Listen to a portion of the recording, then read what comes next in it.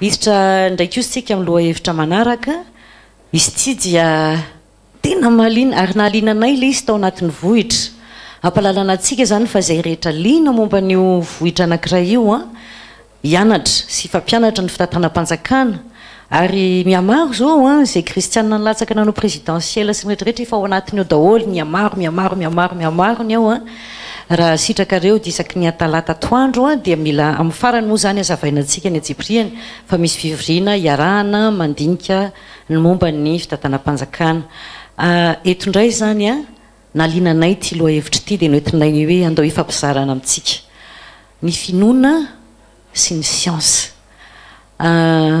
ny asina Andriamanjato mbetsaka ny malala azy hoe efa nitondra ny ministère ny postre izy efa nitondra zavatra maromaro izy dia ingénieur physicien nucléaire ary ny science mihitsy ny tena nandanin'ny fiainany sy ny androny ny apahany voalohany dia hitondra famelabelarana amintsika izy a somary enjana fa izy mahay azy dia omena azy ny fitenenana.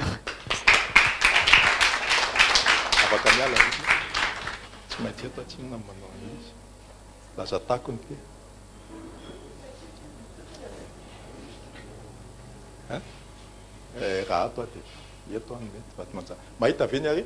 Mahita ve tsika ary tompoko? Ay.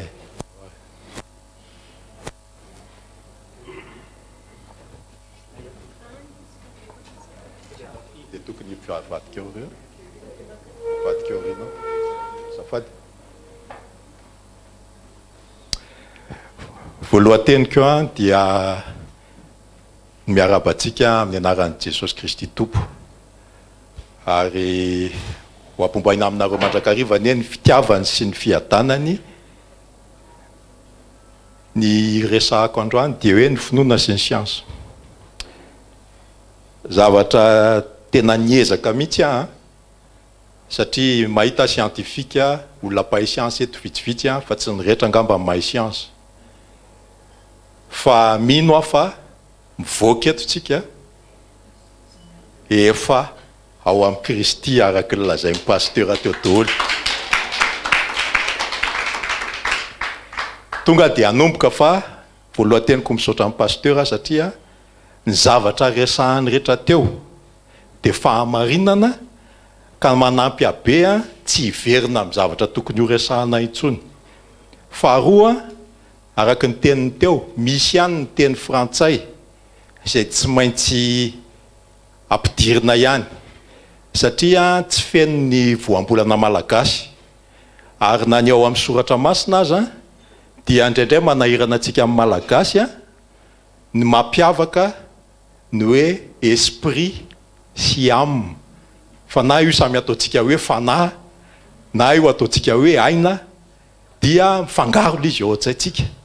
Fa androany zany dia hazava tsara amintsika mihitsy hoe ahoana ny nanaovan'Andriamanitra antsika. Dia inona ny tokony ataontsika hanovana ny firenena. 15 minitra nomeny zareo fa ngamba ataoko hoe 20 minitra kely eo fa ny fanontaniana avy eo ngamba ny miena.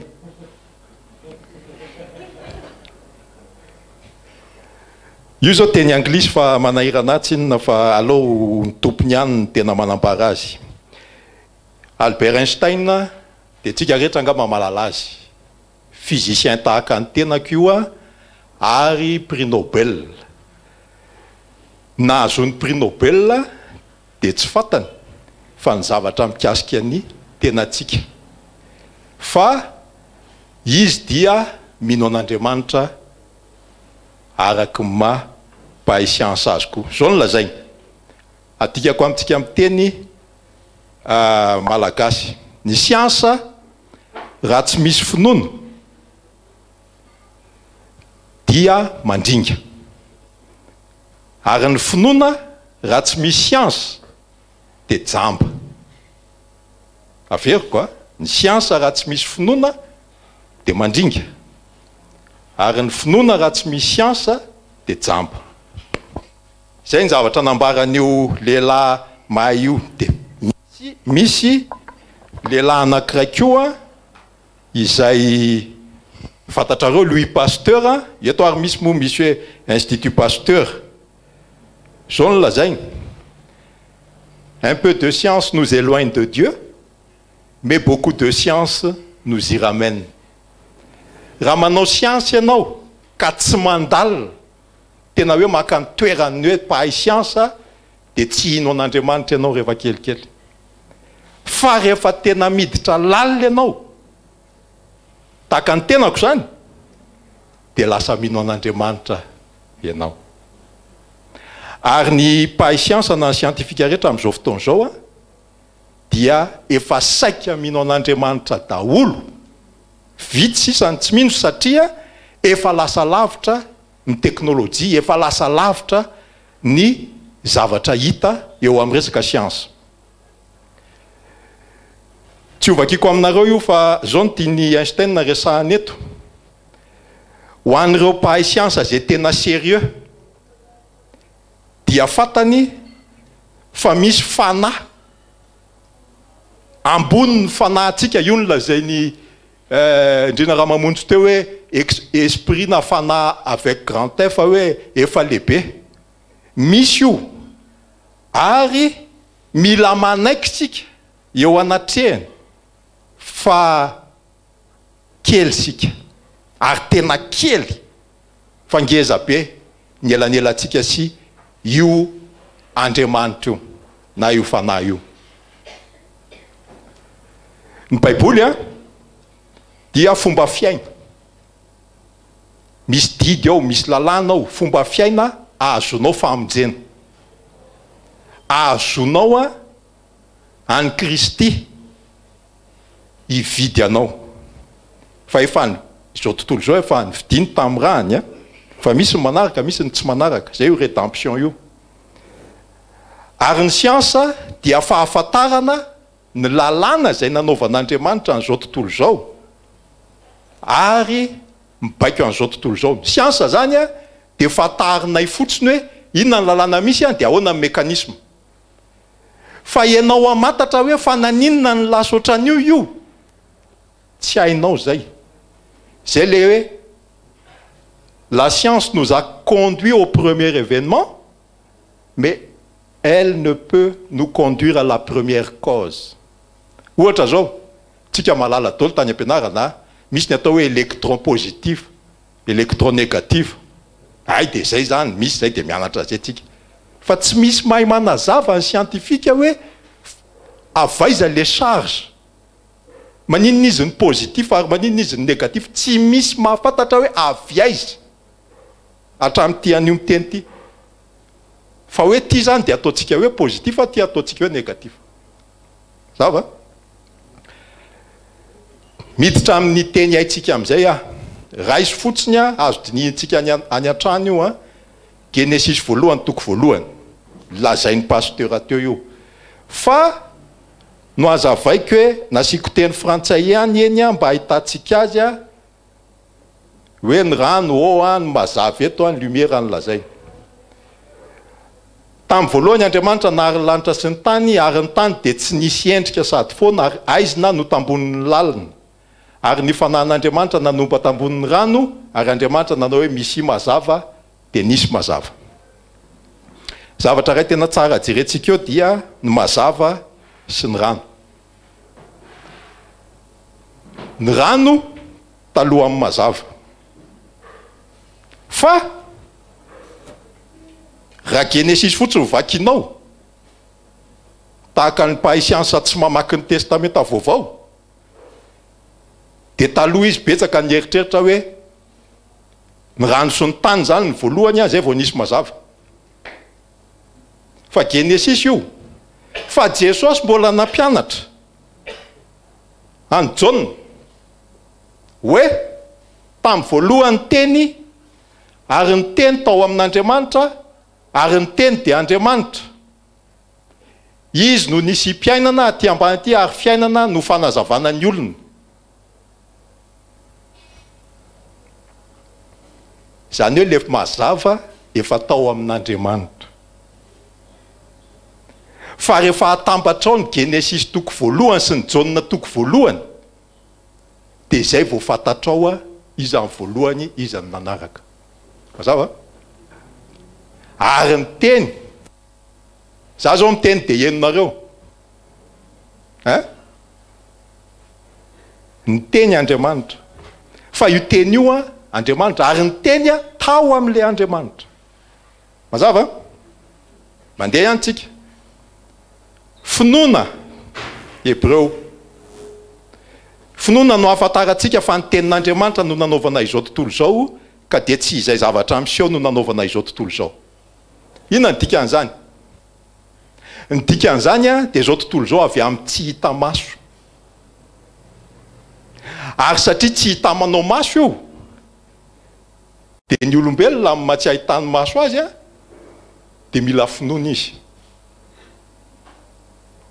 tsika zany dia mino fa ny tenin'Andriamanitra ny nanaovana an'izao tontolo izao izay efa voalazany amin'ny Genesis voalazany amin'ny Jaune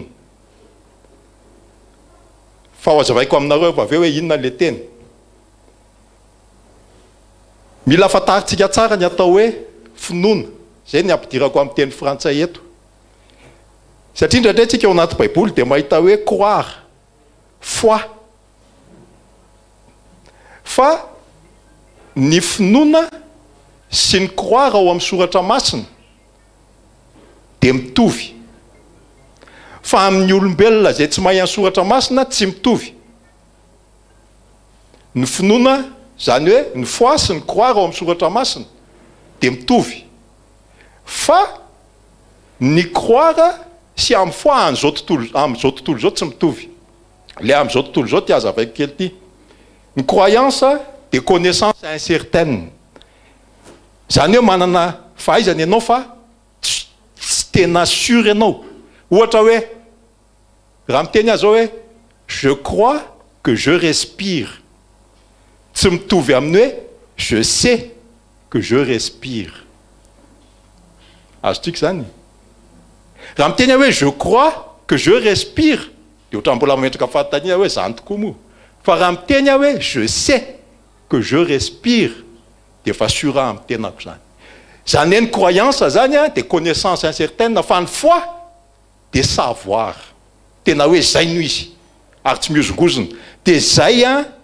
no nanazavahan'ny fanahy masina azy a tamin'ny mpanoratra azy a tamin'ny Hébreu io hoe ny finoana finoantsika io resan'io no fahatokinany amin'ny zavatra antenaina fanehoana ny zavatra tsy hita tsika zany rehefa mino fa hoe ny teny nanaovana an'izao tontolo zao ao anatintsika ao ny fanahy masina efa manambara hoe zay no izy tsy miozogozona amin'izay mihitsy tsika ary zay mihitsy no izy za mpahay siansa miresaka anareo an'izany fa zay mihitsy no izy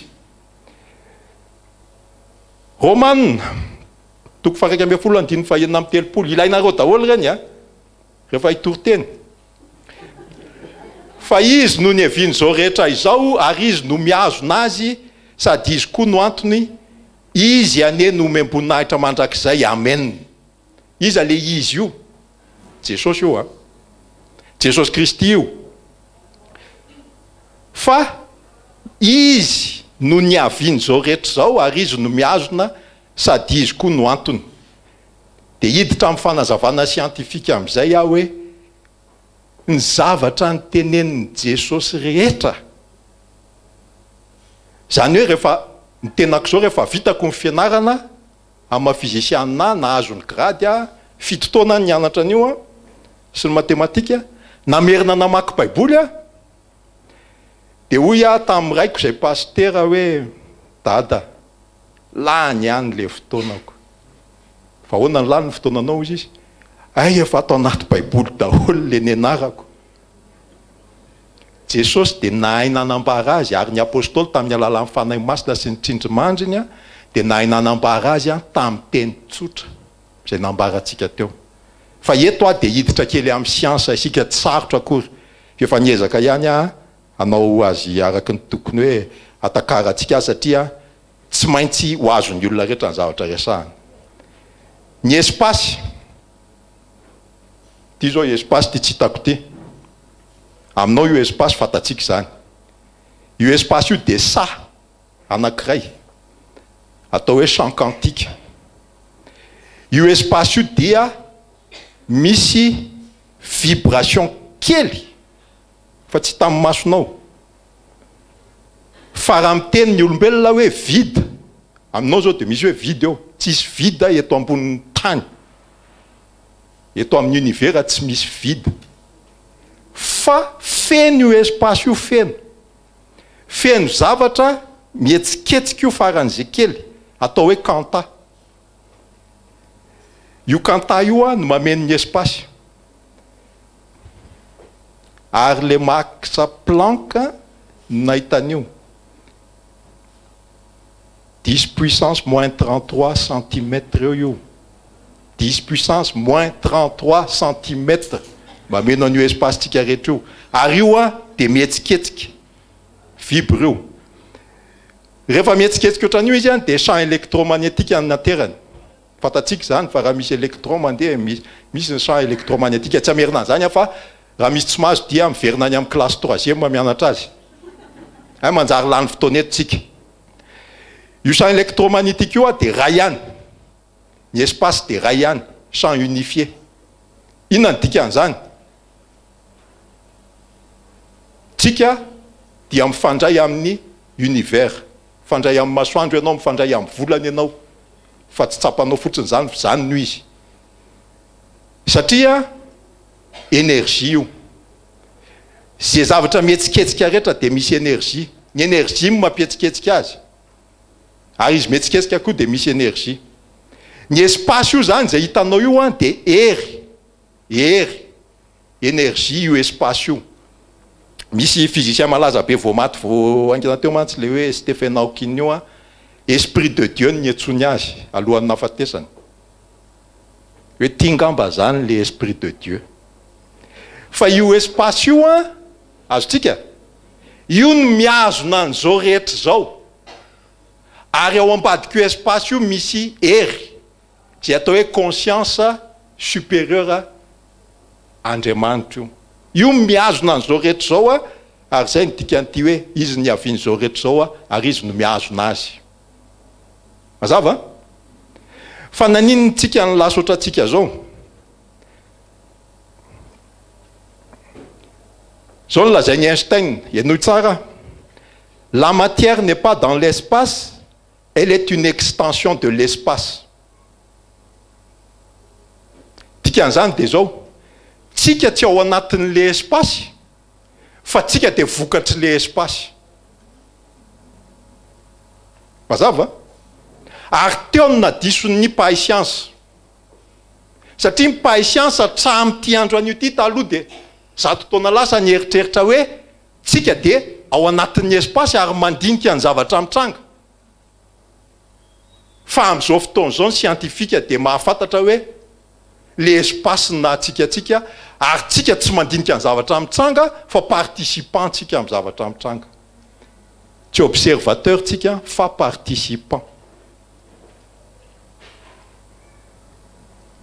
zay no avoakan'ny siansa zao ny fizika quantique nahitana an'izany dia ozy izy Andriamanitra ary vovotany no namoronan'i Jehovah Andriamanitra ny olona ary no fofony ny fofinaina mahavelona ny vavorony dia tonga olombelona izy mizavatra telo ao vovotany corps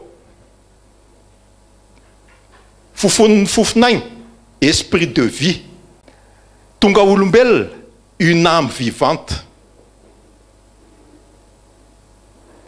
zany hoe ny olona nataoko hoe olona homme avec grand H dia esprit âme et corps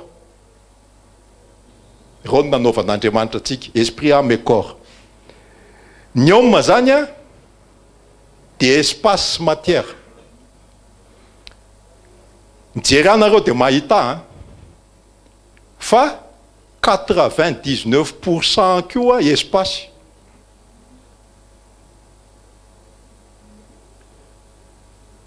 zay no hitan'ny siansa raha sorona daholo ny espace ao anatiko dia tsy hitanareo na ohatran'ny paingotrary fa 99% matière dia espace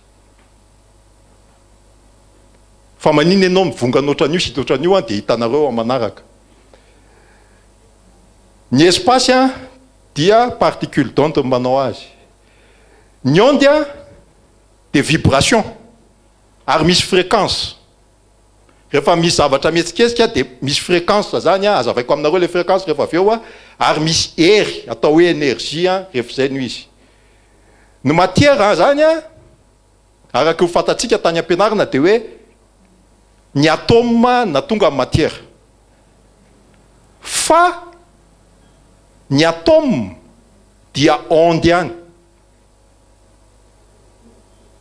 Fa ao an-tsaintsika zao satria izay daholo ny anarantsika fa efa hovaina ny boky any am-pianarana amin'ny manaraka. Efa zany zao ny eritreretinay physicien rehetra hoe ahoana daholo ny anovana ny boky satria misy zavatra tsy marina loatra ty zavatra ty. Ny atome de onde. Fa ny masonao no mahita azy corpuscule particule satria onde stationnaire izy. Ny fréquence rehetra de énergie ary ny zavatra rehetra eran'izao tontolo zao dia énergie sy fréquence.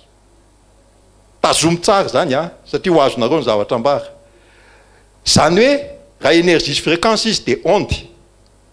Ary misy ny onde mikisaka ary misy ny onde tsy mikisaka. Ny atome de onde tsy mikisaka. De enao io zany. Fianao no mikisaka amin'ny tongotrao. Mazava? Fa ny matière de onde stationnaire daholo. Ny esprit, zany hoe ny fanana ny esprit de énergie na fréquence izy. Hery io. Rehefa hery izy de misy fréquence. Ny âme de énergie sy fréquence koa. Ny corps araka ny nazavaiko teo satria matière izy onde de énergie sy fréquence koa. Tsika menakavy zany de énergie sy fréquence. Mazava? Fa mahasamihafa atsika amin'ny zavatra rehetra de zao misy conscience asika. Fanahy hafa mihitsy ny napetrak'Andriamanitra ao anatsika. Zay conscience an'Andriamanitra.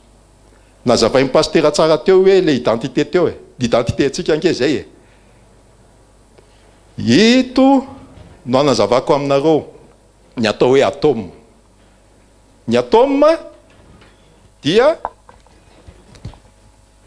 misy noyau de reto ny ao anatin'le noyau zay ny hita ny science de misy électron, misy proton, misy neutron, misy électron. Io ny atao hoe atome. De hitatsika ohatrany hoe bolibolina kely mivaingana io. Fa raha mijery an'ity ianareo dia mahita fa ny espace PDB. Ty espace, ty espace, ty espace. Zay lazaiko aminareo teo hoe 99,99999% de espace. Fa 0,0000001% ny matière dia araky ny vertika azy hoe matière. Hoe mivangana zany.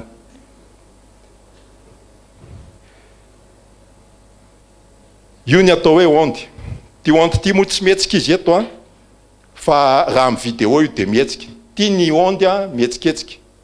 Mandeha hitanareo rehefa manipy vato any anaty rano nareo de iny hitanareo ny onde mihetsika. Fa ty ny onde stationnaire tsy mihetsika. Ny atome zany ohatran'ity. Io zany tena présentation marina ny atome. Fa tsy le nasehoko anareo teo. Iny fomba nanazavatsika ny science. De mitondra développement tsika arakarakiny. Fa ho hitanareo ny développement hoentin'ny science manomboka amin'izao fotoana zao. Fa hafa.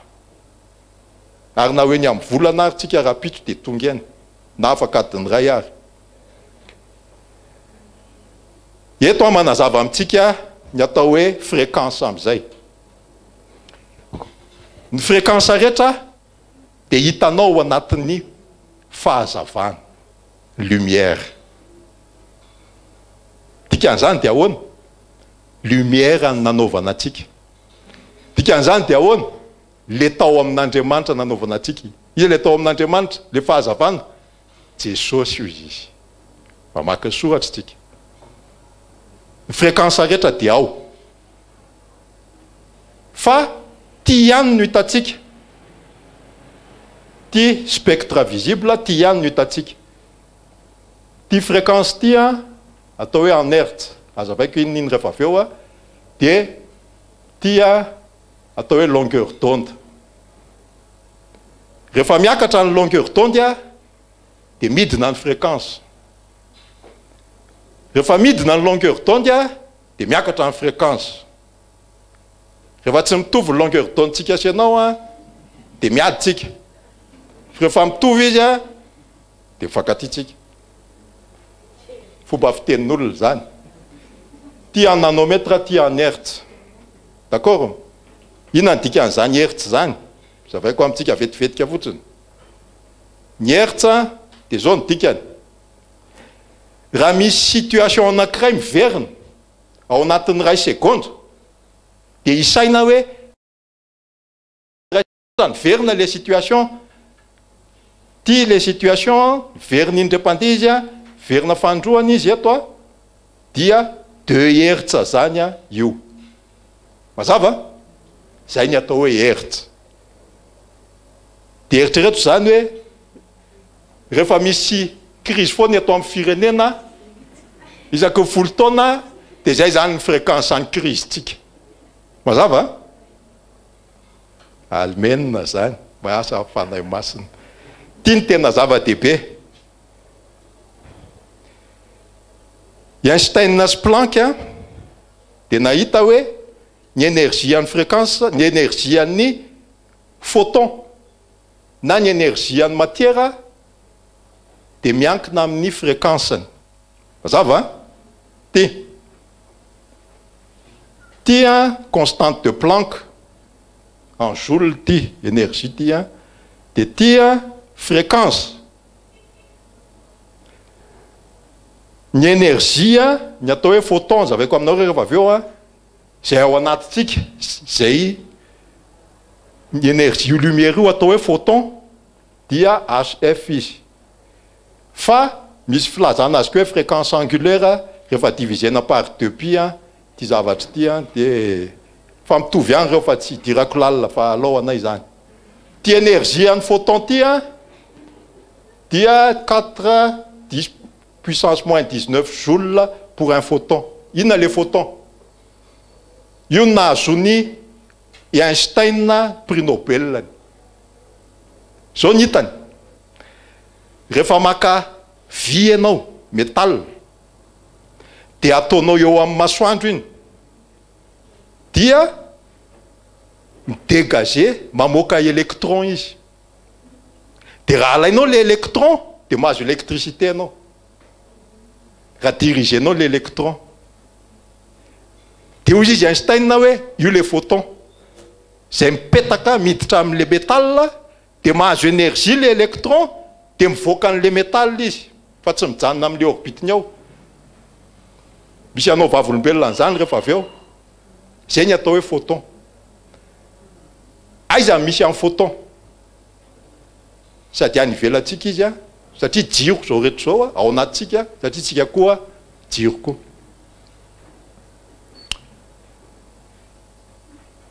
Kely sisa fahaza malaigny. Inona ny ao anatintsika? Ny ao anatintsika dia ny atao hoe ADN. Io mahainao anao. Raha ohatra misy mangalatra atsy dia alaina ny empreinte ny jejerena ny ADN ny hoe ADN izy ty. ADN rakoto ty ianao mihitsy ny nangalatra teo. Satria ahoana? Satria ty ADN ty miodikodiny izy io misy hélice anankiroa. Sady mandray photon io mamoaka photon. Raha vao misy kasianao dia mipetaka eo ny ADN-nao na ny information momba ny ADN-nao. Io ny tananao. Ny tananao dia mamoaka jiro ohatran'io. Tsy ny ariary fa ny atsika rehetra. Ary rehefa nasitran'olo ianao ka mametra tanana dia azonareo ny dikany. Fa sitran'izy. Satria miova fréquence-ny ADN. Verina amin'ny laoniny ADN. Mametra tanana ianao dia sitran'izy. Raha ohatra ka le énergie an' Jesosy ny ao aminao, fa raha énergie maloto ny ao aminao maty izy. mazava io adeny hitatsika io dia na izy a mikaraikina na izy a mialava raha mamaky ny galatiana sika toko fadimy a hoe reto ny ataonao de maty ianao, reto ny ataonao de velona ianao. De zao rehefa misy fihetsepoa ka fihetsepoa na fréquence ambany de maty ny adenina, ary rehefa misy fihetsepoa fréquence ambony de velona ny adenina. Inona ny fihetsepo fréquence ambany? Lazay pasteur Théodole, fitiavana rena, fitiavam-bola, fakahalana. Tsy fantatrao fa miazira amin'ny adeninao anatinao zany. Fa raha fitiavana amour inconditionnel, na fitiavana, na fifaliana, na fiantrana no fihetseponao, dia velona foana le adeninanao. Zay mahatonga ny olona hoe rehefa falifaly foana izy de ela velona. Fa rehefa kizitin-davy izy de maty vetivetika. Izy ihany mamono tenany. Fa énergie an'izy io. Misy énergie an Jesosy ary misy énergie an'le anankiray.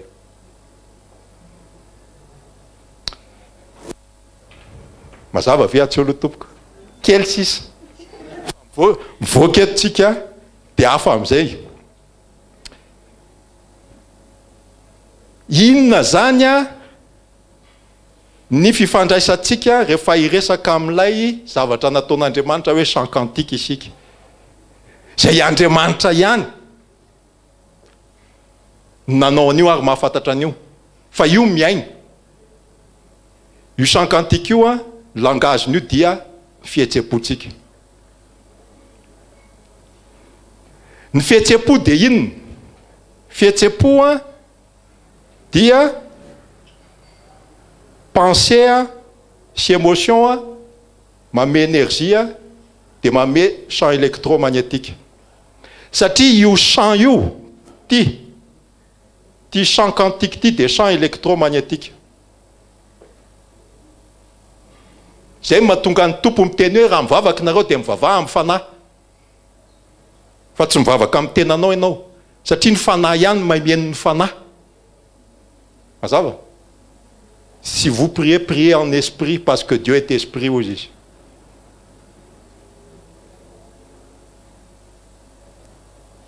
Si vous priez par votre âme, vous ne serez pas entendu. Ratzani ou bibiku ma imresakam, mishamio. Mais si vous priez par votre esprit, dans votre esprit, de bien nuit. Faona fumba yenu nyavio. Ao anaty tenatsika misy cerveau de misy fo. D'accord? Ao anaty cerveau tsika no image izy pasteur teo na pensée. Misy zavatra image eritreretintsika. De ty fihetsepo. Rehefa sitsika fihetsepo iny ka miray tsara ny fosiny saina de miteraka sentiment. De incohérence zany ny fo sy ny saina de incohérence ka ity sentiment ty rehefa zany raha misy zavatra eritreretinao fa tsy asianao sentiment tsy henon'Andriamanitra eo. Fa raha misy zavatra eritreretinao ka tena hoe iainanao de henona iny. Ary rehefa henona iny de hitany am'izay amaly izy sa tsy amaly. Tsy hainao miasa fa izy araka ny sitrapony. Ty chanty io no mahatonga ny tsy hita maso lasa hita maso. Azavaiko aminareo. Rehefa mino ianao dia dikan'le mino hoe tsy mianahana, misy zavatra angatahanao de tena mino ianao, de tena misaotra an'Andriamanitra ianao, asianao aina ny zavatra inonao, dia henon'Andriamanitra io. De ty chant cantique ny ampiasaina atonga an'le zavatra mbola tsy hitanao ho tonga hitanao rehefa kelikely. zay mahatonga ny tompo miteny hoe raha mivavaka nareo dia minofy efa nandray zany hoe amin'ny fotoana ivavahanao iny dia efa mino ary efa miaina fa tena faviraiko izy dia misaotra Andriamanitra avy mivavaka ianao dia azy eretina tsony iny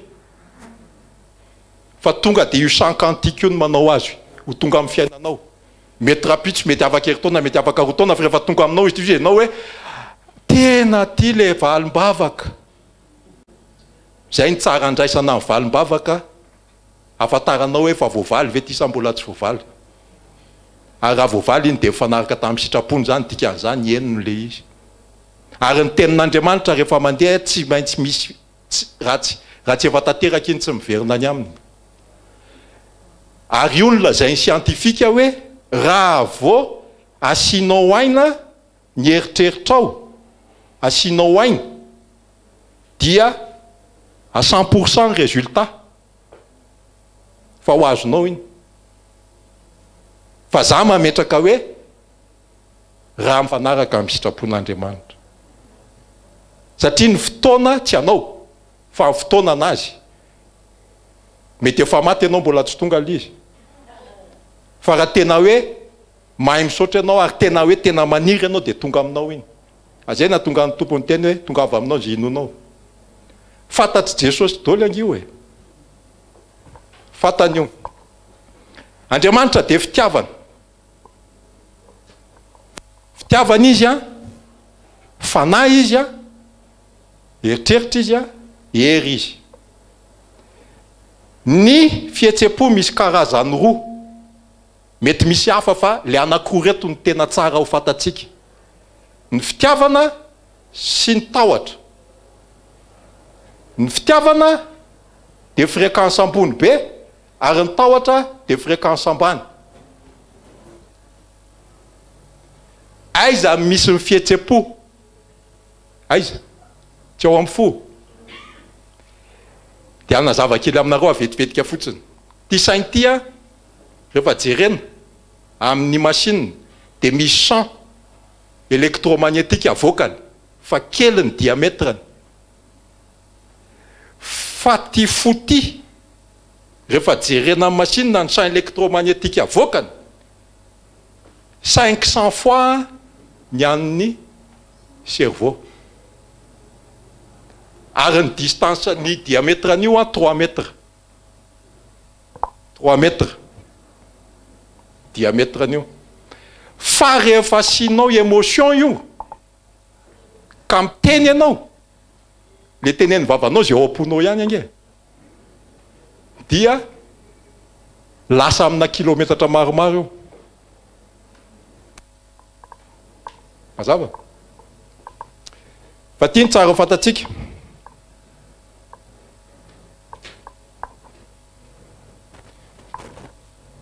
ty sary asehoko anareo ty a dia ny fihetsepo sy ny hery mifandraiky aminy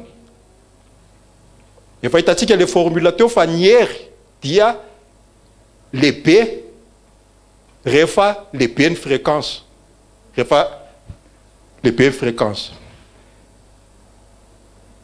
ny fréquence ambany indrindra zany zay mamono ny adeniny dia ty mety tsy hitanareo fa vakiko luxure fitiavana rena io efa prouvé-ny science a zay mahatonga ny tompo miteny hoe tsy manana tompo roa ianao na zana mamoana raha ohatra ianao zany tia rena dia tia ny fréquence ao amin'ny fanahinao mazava raha ohatra ianao marary dia midina tia ny fréquence anao ty marary douleur ty le lazay mipastera teo hoe victimisation hoe za victime dia mbola ty ambany aty zany ty marary ara-panahy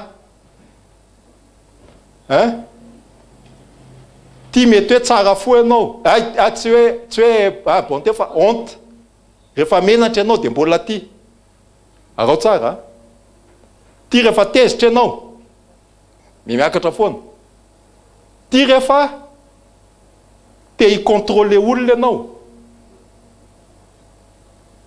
tsy contrôler amin'ny zavaboary fa hicontrôler olona ty rehefa ty fahefana ianao lazay ny pastera teo tia zavatra tianao atao volonté fa manomboka atao amin'izay ny rehefa mahay misaotra ianao gratitude, rehefa mahay mankasitraka ianao appréciation, rehefa faly ianao, rehefa manana fitiavana ianao amour, tia faly joie amour, rehefa afaka ianao liberté, rehefa zanaka ny anafaka dia afaka ianao, dia ny ambony indrindra amin'ny béatitude, tena hoe en extase ianao.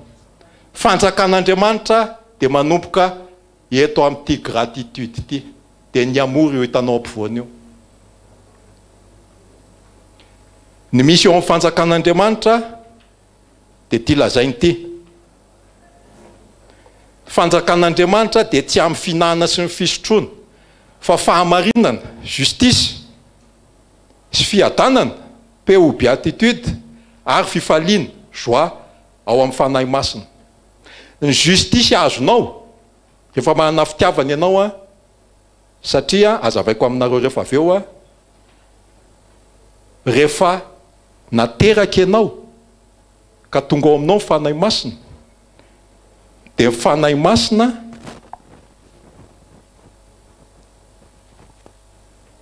ny fanahy masina no mitondra nyreto fréquence reto ao aminao. Zay ny lazay ny pastera teo hoe rehefa ao aminao ny fanahy masina dia tia foana ianao fa tsy tediavinao io. Nampianaran'i Jesosy zany dia hoe ahoana ny andraisanao ny fanahy masina rehefa lasa izy, inona ny toetranao anananao an'ity fréquence ity ao aminao.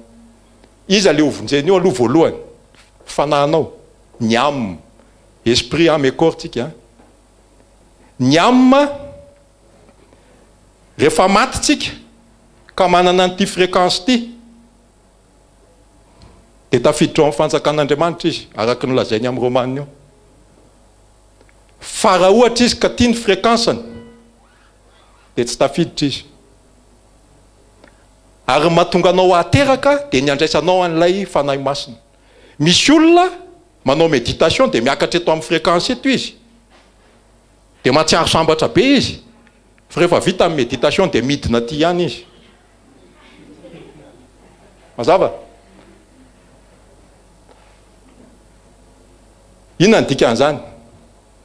Ny dikan'izany nisy fomba natorony tompo hoe mibebaka, mino, dia mibebaka, atao batisa, andraisanao famelan-keloka amin'ny fanahy masina, dia mbola misy zavatra anankiray tena important, fandraisanao mibatisa amin'ny fanahy masina.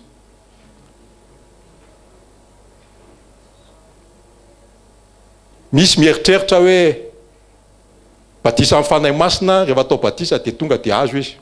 Fanahy masina ny azonao fa tsy mibatisa amin'ny fanahy masina. Ny batisa amin'ny fanahy masina dia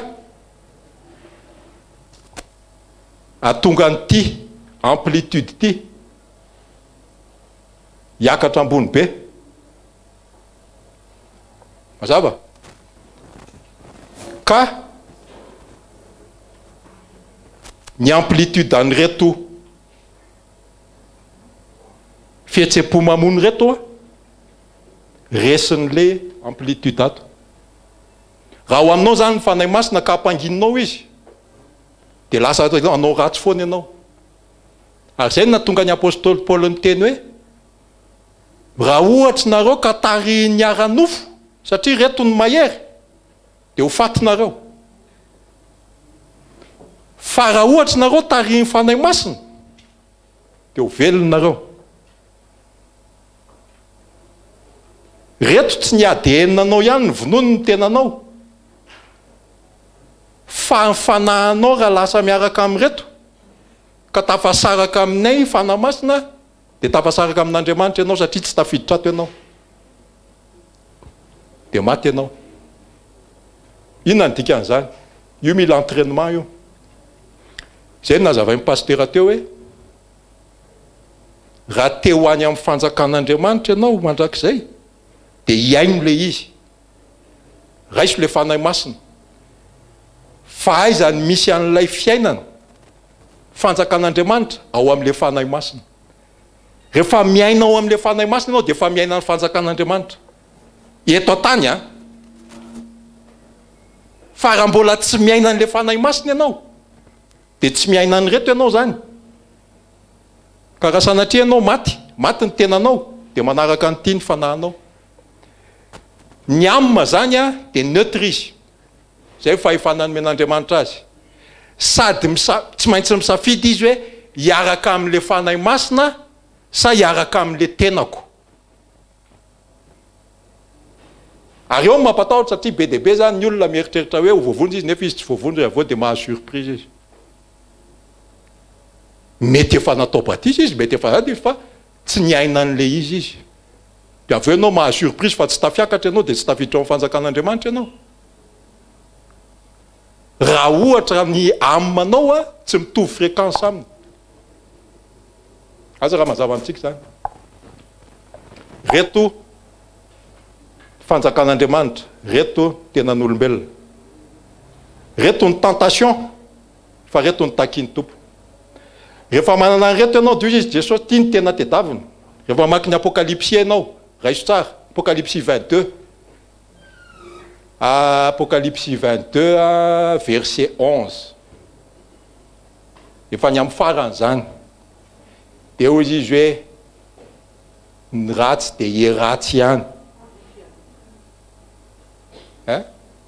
fa ao amin'ny farany io dia izy hoe zay masina oka hiamasina hatrany. Ina ny atao hoe masina? Ny olona manana ny fanahy masina, ny olona zay manana nyity fréquence ity ny fanahiny ny aminy atao hoe masina. Fa ny tenanao tsy manana n'io fréquence io fa reto ihany reto daholo ny tenanao io. Fa zao isika afaka manova an'le fréquence rehefa ao fanahy masina dia mijanona eo.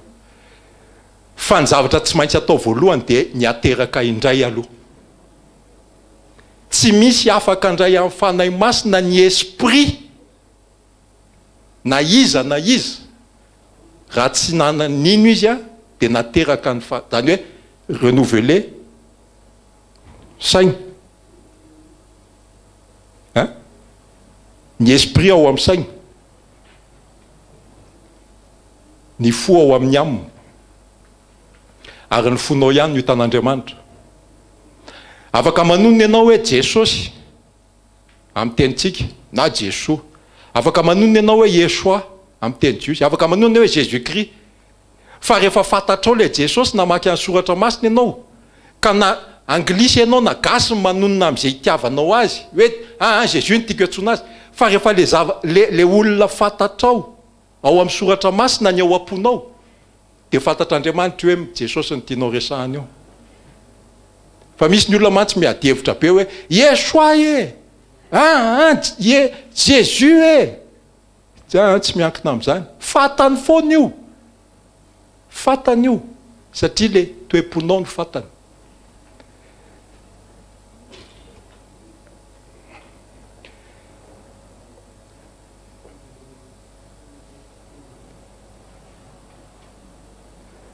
Iza mitondra an'le fitiavan'Andriamanitra io fanahy masina ihany.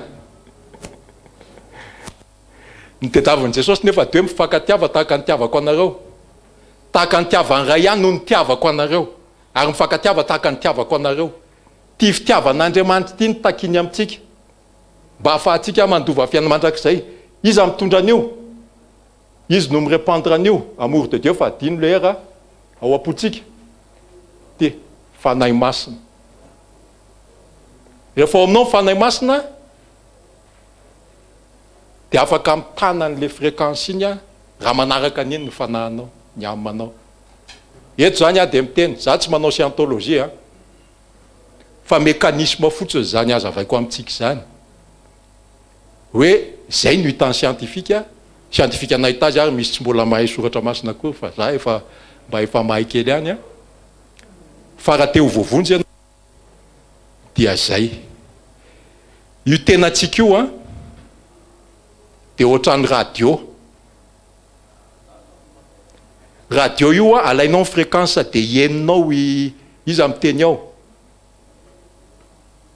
Henonao ny olona miteny ao, le olona tsy ao anatin'ny radio akory.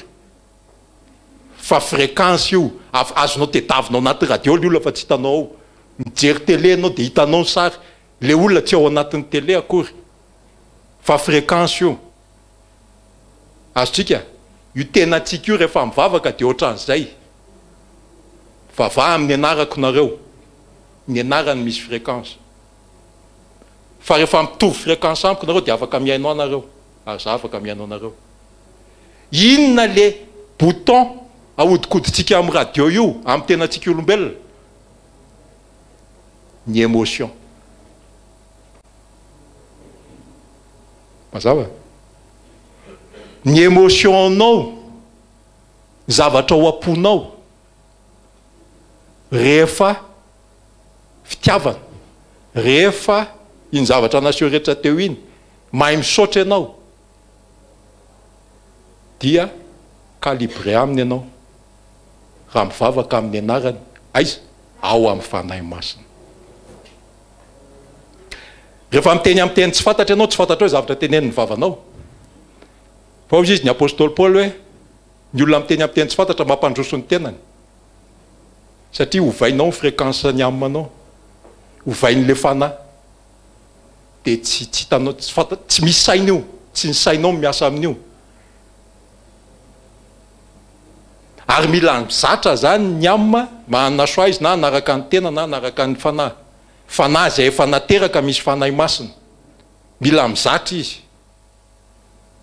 Dia izay natonga ny apôstôly Paoly nitahiry ny finoana hatramin'ny farany. Apôstôly Paoly nitapahana ny lohany. Efa tsy matahotra izy fa nitahiry amin'ny finoana. Satria fantany fa le fanahiny, le fitiavan'Andriamanitra ny efa ao. Ary voavonjy izy.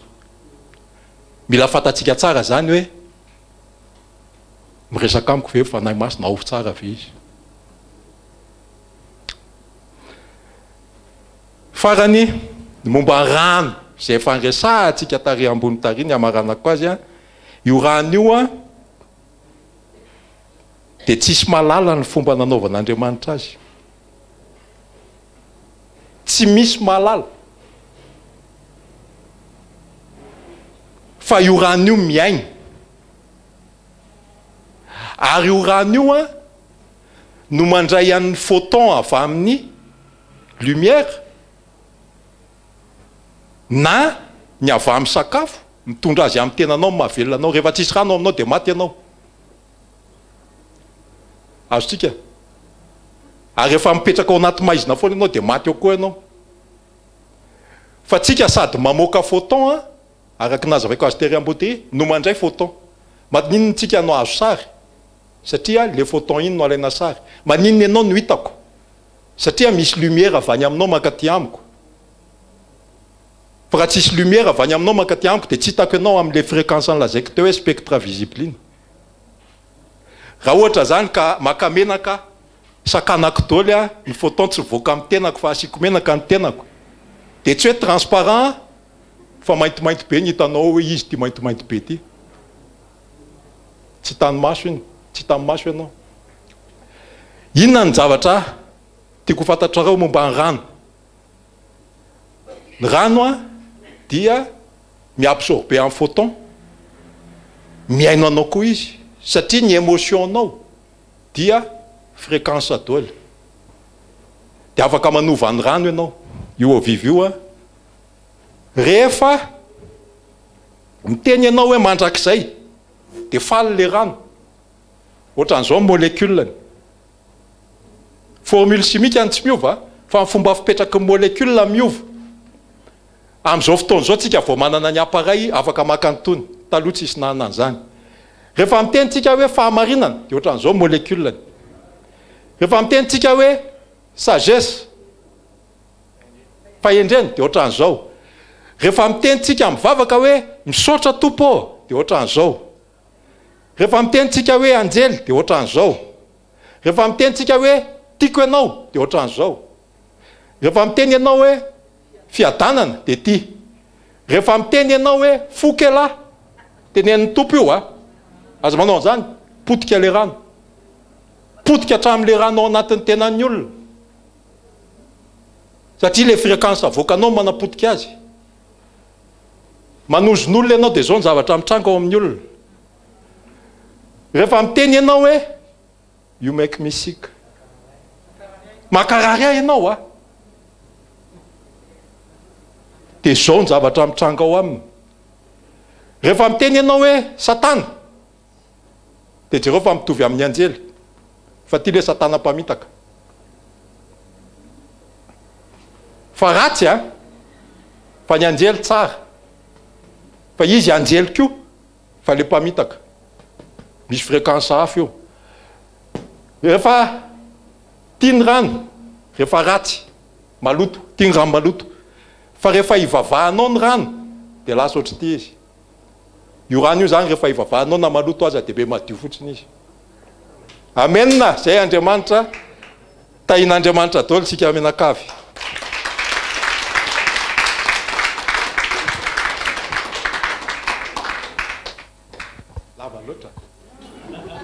lava loatra tsy ampy zany hoe za aloha ny eritreritra hoe mbola hanao siansa manokana ngamba amin'izay fotoan'izay mba menadiny roa dia tena miditsika ny amin'ny fanamafisana ny finoantsika fa eto aho voatery manenjika fotoana satria mbola betsaka ny tena averiko eto indray a za tsy miezaka nazava n'Andriamanitra avy amin'ny siansa fa manazava aminareo fotsiny aho hoe Andriamanitra ny nanao ny zavatra rehetra io a dia zao ny zavatra nyteneniny a zao ny antony a mahatonga antsika manao azy mazava tsisy mahay manazava n'Andriamanitra zany misaotra tompoko misaotra tompoko ary misaotra ny fanazavana teo a fa zahako scientifique fa terre à terre SVT science naturelle ary ny tenako a dia paléontologue zany a dia mijery ny zavatra taloha zany hoe any amin'ny origine any amin'ny hoe tena origine de la terre origine de l'homme rehefa ny tsy hoe question mihoatra amin'ny ianao fa amin'ny hafa mihitsiny zany le fijery amin'ny nentinao tao dia misaotra indrindra manamafy ny finoana fa tiako hijoroko vavolombelona fotsiny dia zao ao anatin'ny paléontologie io a ny anahako indray a le ina moa zany le zavaboary kely indrindra no nanaovako fikarohana ka rehefa mahita an'le zavaboary kely indrindra 10 puissance moins 6 micron na 10 puissance moins 9 millimètre dia tsy afaka ianao tsy hiteny hoe misy a ery hafa nanamboatra an'reto zavatra reto ary mipetraka mihitsy ny dia teny hoe rehefa tena miditra lalindalina amin'le recherche zay ataonao dia voatery manaiky fa misy Andriamanitra ary tsy maintsy nanamboatra zao rehetrarehetra zao dia ny zavatra hitenenako fotsiny hoe ny hitako zany rehefa mijery ny zavatra rehetrarehetra hita hoe le olombelona l'homme ne fait que découvrir ce que Dieu a créé raha itsika miteny hoe on a créé diso zavatra avy amin'Andriamanitra daholo namboamboarintsika rehetra zavatra namboarin'Andriamanitra daholo ny hitatsika rehetra dia avy eo tsika vao manamboatra fa Andriamanitra daholo nanamboatra ny rehetrarehetra zay tompoko voninahitra an'Andriamanitra rery any misaotra tompoko zay le nolazain'ny tompo hoe tsy zany miasa fa ny raiko zany hoe Jesosy zany tonga teto a tsy maintsy namatatra ny momba antsika izy hoe raha za tokoa moa no mitovy amin'ny olo ahoana ny ampianarako azy hiverenany any amin'ny ray dia zay daholo ny soratra masina mazava marina dia marina ny lazain'ny ray aman-dreny teo a dia misaotra azy sika tompoko misaotra tompoko iady zany anarako sady misaotra an'Andriamanitra ny amin'izay mety misy fangatana raha mety tompoko za aloha dia pour amin'ilay hoe raha misy 2 heures manaraka dia aloha mba organiser raha mety eny tompoko manarak'izay tsy tena hoe scientifique fa mba nisy ny jerena kely ihany dia fantaniana raha mba mety tsy haiko hoe mety azo valiana ao anatiny zao ve le izy isika mantsy mivavaka ho an'ny firenetsika efa mivavaka ho an'ny firenetsika isika no ariana sala amin'Andriamanitra Andriamanitra zany a rehefa anao zavatra dia fanatrehany dia miteny izy le teny teo dia le hoe ny teny a dia mamoaka énergie dia misy onde zany ao anatin'izay ndresaka n'lay Einstein ianao teo tompoko a misy lay formule nga ianao ny tena mahay azy ny tena marina rehefa le hoe rehefa mivavaka isika ao amin'ny romanina mantsy dia miteny ny tenin'Andriamanitra le hoe lay Andriamanitra sika dia le mahay miantso tsy misy ho tony no misy dia eo amin'ilay valim-bavaka sy lay tsika mivavaka amin'ny firenena sy mivavaka ho an'izay hoentisika mivavaka dia raha tsy diso ahitsio are tompoko raha diso ty le hoe principe ny relativité ny Einstein zany le E énergie égale M masse C au carré vitesse ny lumière izany dia tsy azoko tsara lay fandehan'ilay izy fa zany hoe rehefa miteny zany isika dia mamoaka feo mamoaka énergie mamoaka le feo iny dia azo refesiny iny dia zay le vavaka mba sady ampahery atsika rehetra zany am'le vavaka ataosika dia hoe ianao zany miteny teo hoe le hoe rehefa mivavaka dia efa any iny le misy feo iny fréquence dia misy efeny iny a dia rehefa aveo zany hoe mety ve tompoko raha azavanao kely lay fotoana fofotsiny raha fany amin'ny adiny rotsika no mananina nomban'izay le miteny a dia tenin'Andriamanitra dia mivoaka hita le izy sotra tompoko tenin'Andriamanitra ihany ny amaliko anao tonga dia mazava aminao misaotra anao raha lafa tena mazava aminao le izy a fantatro hoe mazava aminao le izy a hoy ny tenin'Andriamanitra ny fo no inono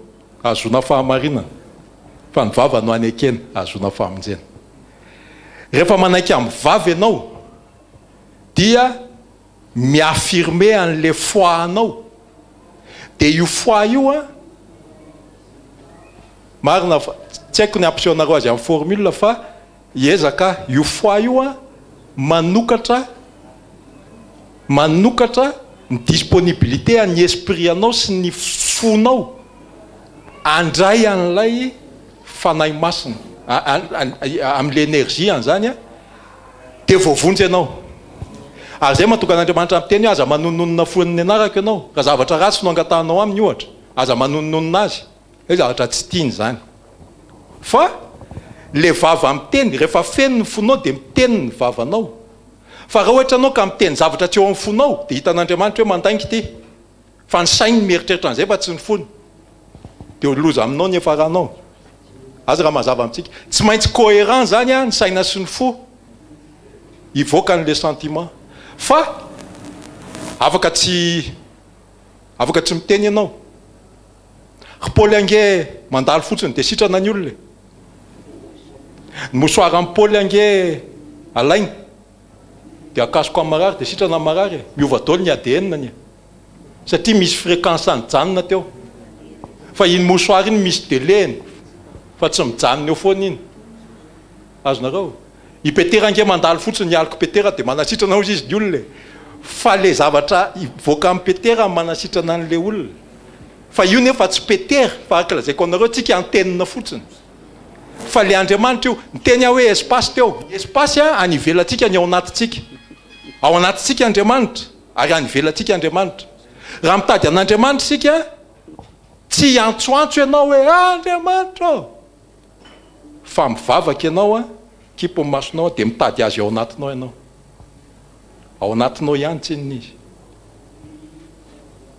aza raha mazava amintsika tsy anazava aminareo ny théorie am'le 2 heures ny anaovako an'izao hoe misy ny théorie scientifique aloha hoe hologramme ary io zany efa hita fa zay ny nanaovana azy zao tontolo zao azonareo ny hologramme azavaiko teny tsotra tsy ho takatry ny sainao le izy fa zay ny hitan'ny science alainao daholo ny mason'ny proton rehetra eran'ny univers rehetra io dia hitanao anatin'ny proton anankiray ao anatinao.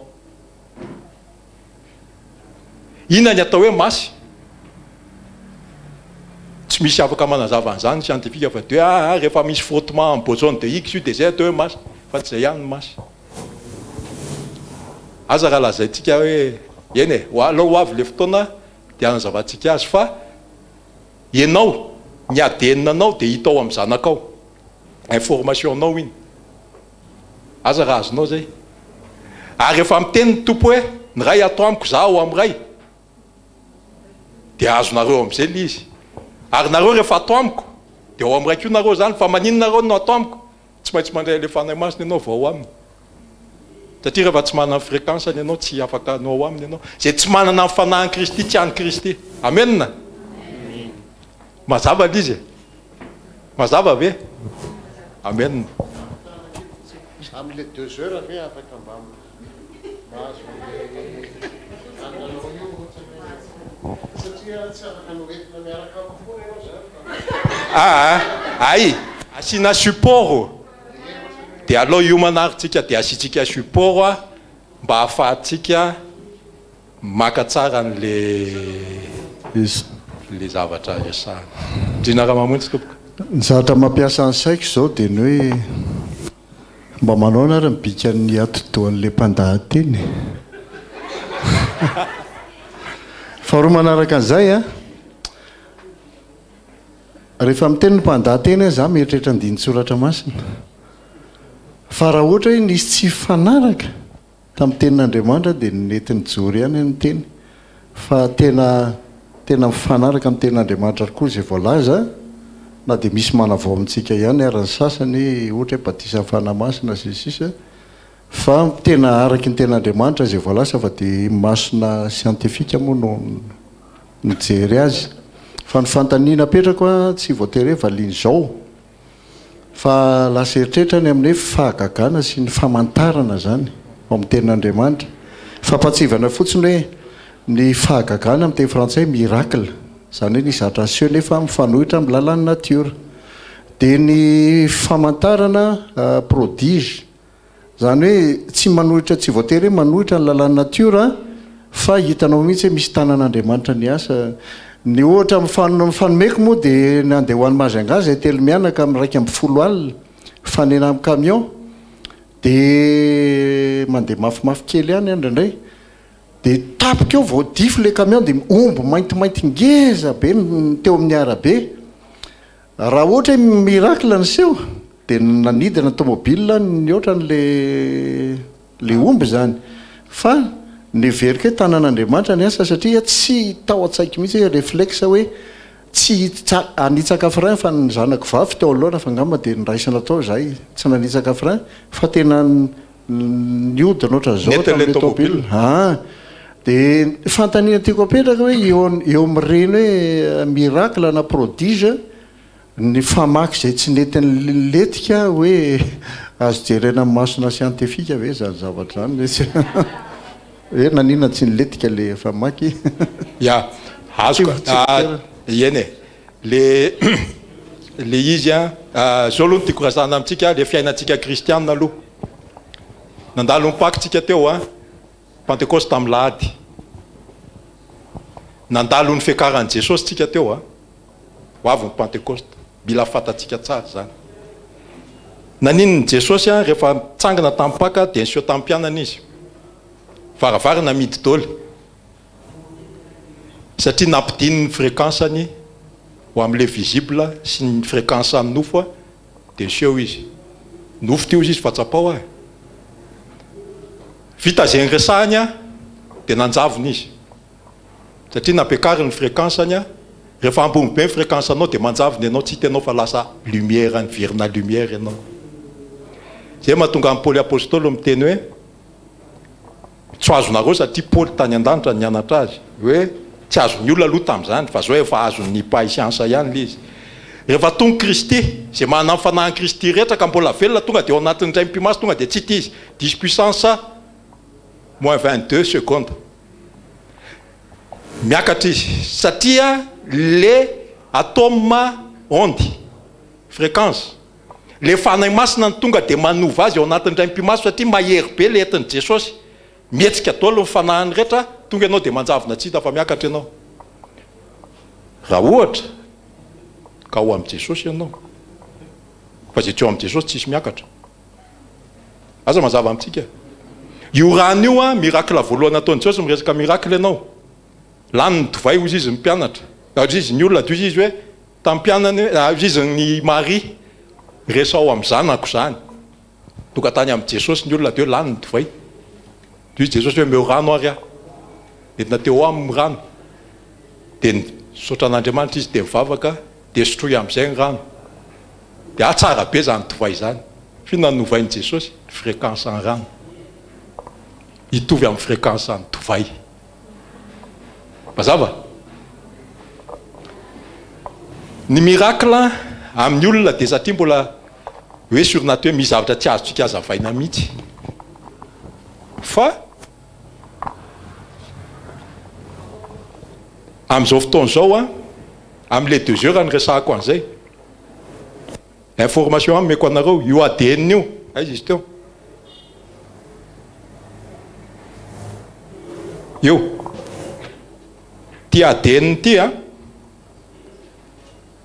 ny ADN ao anatin'ny cellule-ny olona cellule misy noyau ao anatin'ny noyau misy chromosome ny chromosome miforme azy dia ADN dia amin'ny ADN misy gène tony zany gène misy gène tony dia izy io misy code hitan'ny scientifique tony soratra hoe C G A siana reny misy gène codé misy non codé fa ny gène codé zany hoe micréer réaction chimique fa ny gène non codé tsy micréer inona fa ny gène non codé rehefa nijerena daholo ny filahatry le soratra ka nalaina ny teny be arameanina dia nisy signature atao hoe Yahvé Andriamanitra tsy azary zany fa ny soniavin'Andriamanitra ny ADN atsika hoe zany nanao azy 2018 zany 2017 tsy ohatran'ny mahafinaritra be ve miaino an'izany ny le zavatra nyresahandrina teo a tsika matetika amin'ny fotoana tsika ny miaina fa Andriamanitra amin'ny fotoana amina 10 puissance moins 20 10 puissance ambany be ny zavatra hitranga aminao efa fatany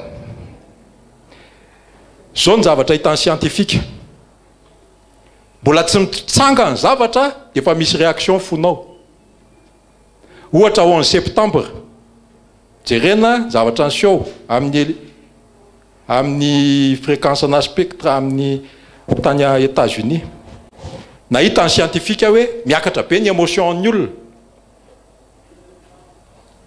ay ny apitson'iny 11 septembre i zavatra nitranga tao ny fotsika io zany resahan'Andriamanitra le omby resahanao iny omby moa izy teo le omby efa ho avy fa le fonao efa nyresahan'Andriamanitra dia efa nisy disposition efa niraisy ny fonao ny fo miréagir alohan'ny saina sy ny maso expérience scientifique zany zavatra mbola tsy hitan'ny masonao io efa hitan'ny fo zavatra hitranga rehefa aveo efa santiavan'ny fo fa aveo vao hitanao izy zay ny nanaovany antsika olombelona dia zay miexpliquer an'le alazainao fa Andriamanitra no mitatana an'io rehetra io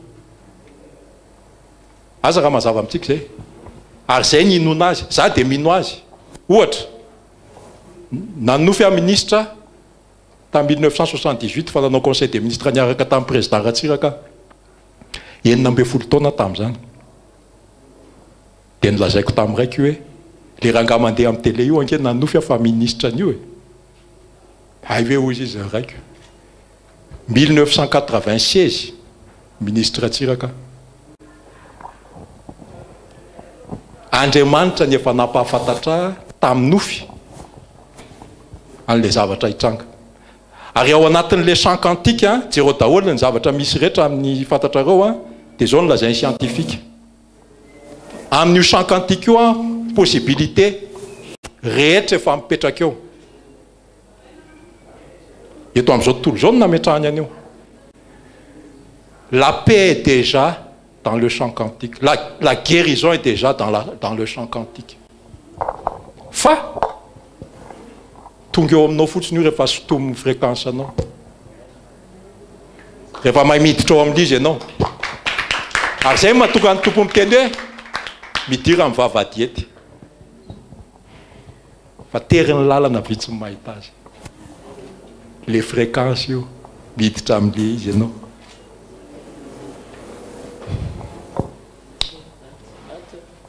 Ary ho fanahy masony io izy tsy ho fantany io satria tsy hita amin'ny masony.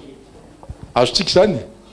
Zany ny tenin Jesosy Zao tontolo zao izy tsy afaka mandraina io satria tsy hita amin'ny masony. Zao tontolo zao tsy na hita amin'ny masony ihany ny nony. Fa tsika efa mino hoe zay le izy. Amen.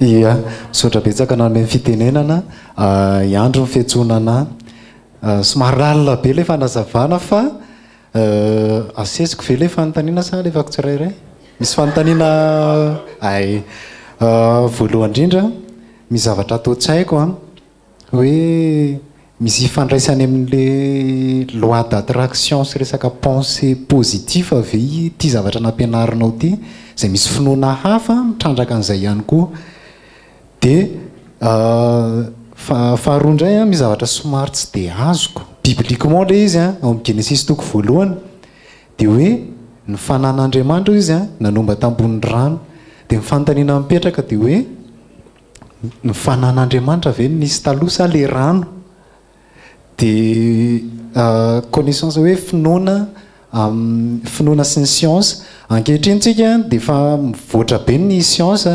zay tsy mitsahatra mikaroka zavatra izy mampahay science anao manokana dia fahitanao le fikaroana anankiray hoe misy ny vie extraterrestre zay efa malaza ankehitriny zay avoaka amin'ny science amin'ny terme mateny ny voambolana mateny azy moa dia hoe ovni dia efa malaza izy io ankehitriny dia fanontaniana farany angamba afaka mamaly daholo tsika rehetrarehetra na misy pasteur eto misy mpahay mpandinika resaka baiboly misy zavatra tsy dia azoko atao amin'ny Genesis resaka génération le izy hoe amin'ny Genesis toko fahaefatra mahakasika ny Kaina dia hoe amin'ny anaran'i Jesosy ary hoy Jehova taminy noho izany niza na iza hamono ny Kaina dia ho valiana fito hoe eny izy ary Jehova nanao famantarana ho an'ny Kaina mba tsy hisy hamono azy izay rehetra hita azy. Fanontaniana mipetraka dia zao hoe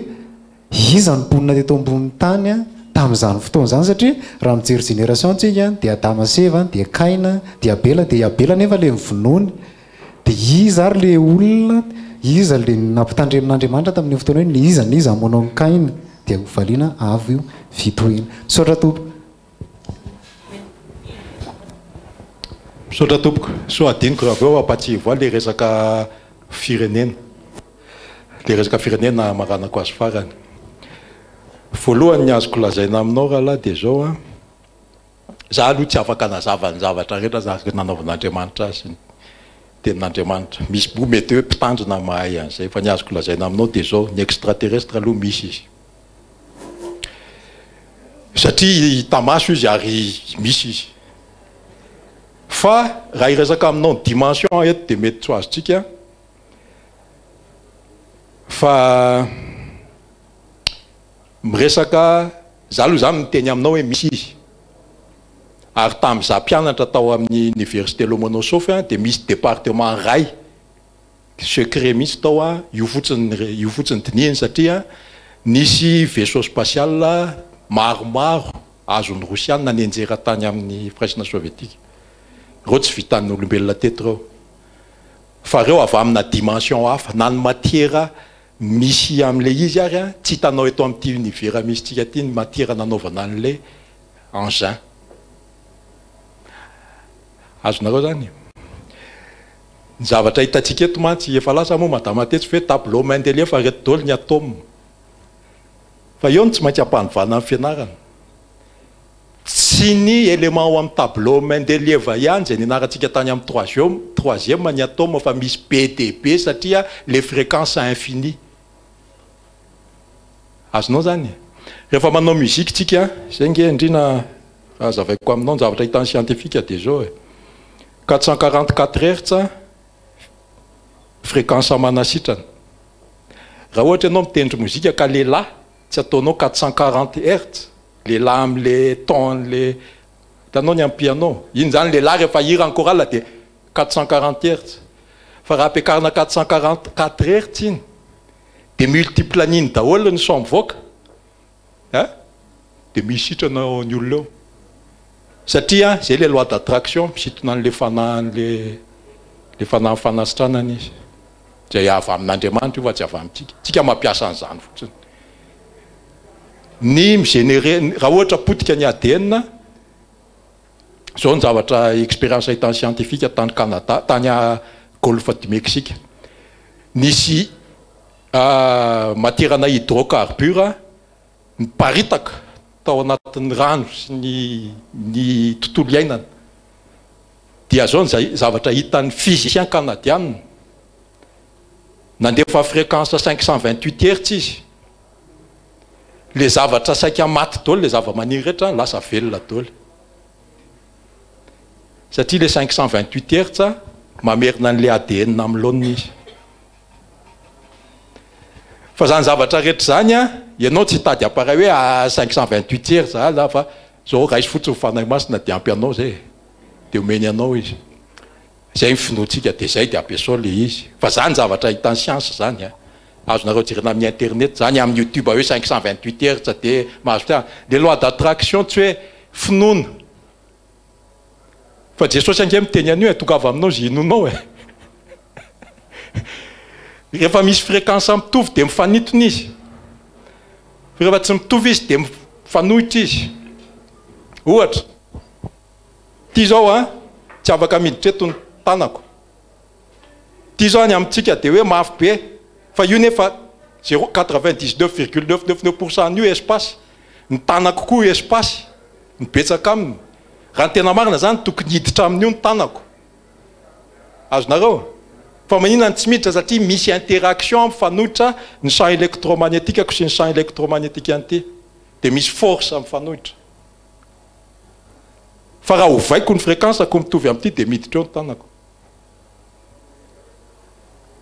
aza raha azotsika zany fa zany ny science zany zany ny science zany fa nanaovan'Andriamanitra an'izao tontolo zao zany fa misy le olona le hoe scientologie sisa ny zavatra resahan'ny science rehetra am'izao fotoa zao dia ahoana ny ahatsaranao azonao fiainana ozy izy ny tompo amin'ny Galatiana 5 hoe reto ny vokatry ny fanahy io le fiainana fampianaranao an-tsoratra masy hoe raha manao an'izao ianao de mahazo aina ianao mahazo fiainana ianao tenin'ny Jesosy daholo zany fa ny ADN no tian'ny olona jerena hoe ahoana ny tsy afaty an'le olona ahoana zao de misy fiainana de zao zany ny ataontsika fa ny antsika tsy zay ahoana izy ny apôstôly Paul raha eto am'izao tontolo zao ihany ny latsika an'ny Kristy de tsika ny mahantra indrindra raha zao tontolo zao ny latsika an' Jesosy eto tsy zay fiainantsika ihany lozantsika zao teny zao fa ny latsika an' Jesosy ny idirantsika eo amin'ny fanjakan'Andriamanitra zay ihany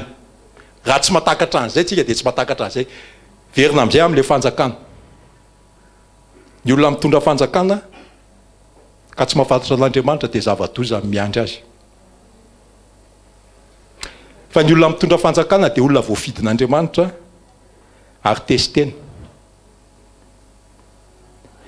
raha ohatra ianao hitany hoe tsy afaka mitondra fanjakana tsy mety ny ataonao de miomany ianao fa mety tsy afaka hitondra am'le arivo-taona miaraka aminy ianao satria tsy apy tenao zay ny fahazokan'le mitondra fanjakana za io zany mitondra fanjakana foana efa 5 ambin'ny folo taona rehefa nanontany any tompo hoe fa maninona anao verinao eny fa za te anao zavatra fa dia ka mbola testeko ianao. Ny finalité atsika ary zay ny anaovantsika politika dia zao hitondra fanjakana miaraka amin'ny Kristy. Apocalypse chapitre 20 verset 6. Sambatra ny olomasina izay manana anjara amin'ny fitsanganana voalohany fa ho mpisoron'Andriamanitra izy sy Jesosy Kristy ary anjaka hiaraka amin'ny arivo-taona. Apocalypse 2:20. Ny destinao aloha dia zao hitondra fanjakana miaraka amin'ny Kristy arivo-taona. Raha olo-masina ianao ary hitsangana amin'ny fitsanganana voalohany. Io le resahan'i Paoly io fitsanganana voalohany io. Aza raha mazava amintsika. Zay mitondra fanjakana. Ahoana ny ataontsika ny amin'ny hanovana ny firenena. Zavatra hita scientifique dia zao zany a. Tsy observateur tsika fa participant. Inona ny dikan'izany? Za afaka mi-influencer anao, ianao afaka mi-influencer ahy. Dia zao ny hita scientifique. Raha ao amin'ny firenena anankiray raisina ny racine carré ny 1% nombre an'le population ka mivavaka amin'ny ray fo miray saina mangataka amin'Andriamanitra fiadanana ray andro isan'andro mivavaka adiny ray ohatra tsy voatery miray toerana fa any amin'ny samy misy azy ihany satria tsika intriqué azavaiko aminareo le intriqué rehefa avy eo dia tonga le fiadanana lehibe. Raha ohatra zany raisiko Madagasikara hoe 25 millions tsika. 25 millions tsika 1% 25 millions 250 000. Racine carré en 250 000 500. Raha misy olona 500 zany angonitsika ka tena miray fosiny miray saina mivavaka isiny ny fanovana sy ny fandriampahalemana eto amin'ny firenena dia tsy maintsy tonga eo 500 fiangonana ray zany.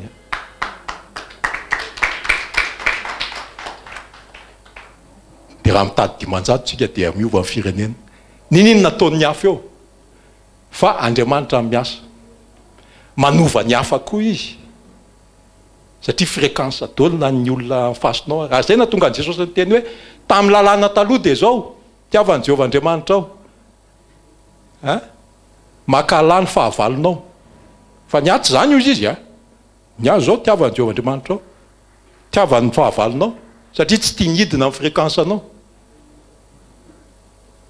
Fa ianao io zany rehefa makala olona dia tadio. Fa en danger ianao. Ary tadio fa io olona kalanao io a dia misy signature ao amin'ny ADN-ny hoe Yahvé. Zany nanao azy. Amen. Mbola nisy voavaly za tsy voavaly tsony fantanin'ny zalahy. Dia ahoana amin'izay ny ataontsika satria tsika mieritreritra farany. Nanin'ny Jesosy ny teny hoe ho avy ny farany rehefa maheno ny teny zao tontolo zao. Izy tsy ny teny hoe teny izy hoe ataovy mpianatra zao tontolo zao manaova batisage. Tamin'izany mbola vitsy ny mponina. Andriamanitra dia misaina par multiplication fa tsy misaina par addition. Raha ohatra zao ianao manana fiangonana dia ampinao folo dia ela be zany.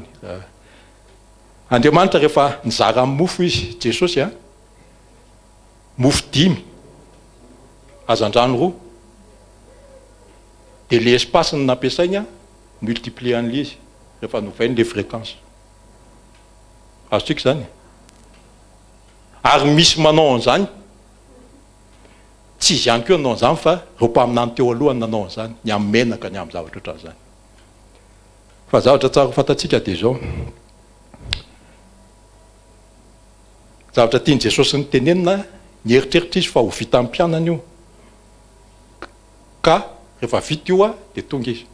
Fa mina mbola tsy tonga hatramin'izao satria tsy vita izy. Raha ohatra ianao za zany maka olona anankiroa ataoko mpianatra ray volana fa tsy vita ray volana angamba amin'ny fampianarana. Fa hoe olona roa. Reny olona roa ireny maka roa avy. Le roa avy ireny maka roa avy. Système pyramide zany. Za maka roa indray mpandeha ihany. Dia manisa raha maka roa avy zany le rony lazaiko dia maka roa avy kory zareo isam-bolana dia ao anatin'ny 3 amby 3 volana 8 milliards ny olona voangonao ataovy ny calcul 2 à la puissance n zay ny n nombre 2 mois ny 2 nakaroa ianao za zany tsy hoe maka roa andro any dia afaka ray volana indray mbola maka roa maka olona roa andro any ataoko mpianatra rendray alefako za mahatonga tsy mandefa azy tso alefako nanao mpianatra tsy manao ininona tsy mitady olona tsony fa miandry tonga ny 33 mois telo taona latsaka kely 7 milliards anisantsika eto raha 8 milliards dia efa naheny daholo azotsika zany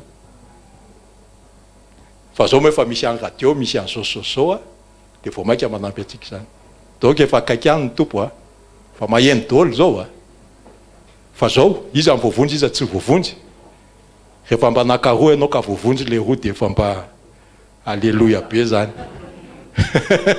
amen sotra tompoko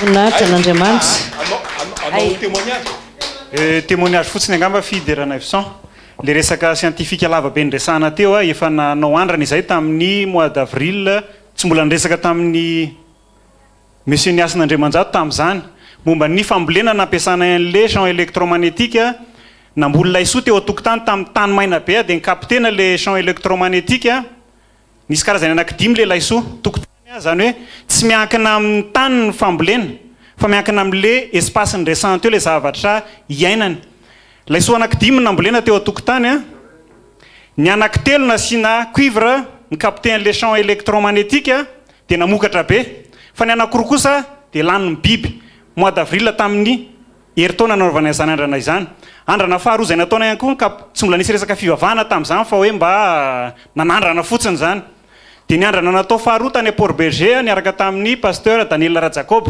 izay moa no nitondrazana akany teo tokotany amina maloko nikapte an'le champ électromagnétique tamin'ny alalana cuivre cuvette moa nentina tany ny porofony mihitsy hoe tsisy ninino ty afa cuvette fanasana vilia fa métal dia nikaptena ilay énergie zay mandehandeha tsy nasiana masoandro tsy nasiana ninino dia nahazo énergie zay infini navoaka an'le izy rehefa nitestena nampiasa cuivre nakany moins avy any ambony dia plus avy aty moins avy any ambany dia plus avy aty ambony dia namoaka énergie zay azo nampiasaina tamin'izany fotoana izany tiako tenenina zany hoe fijorona vavolombelona fotsiny le teo raha izany no mitoy raha izao zavatra izao ny fambolena eto amintsika sy ny énergie any jirama eto amintsika sotra tompoko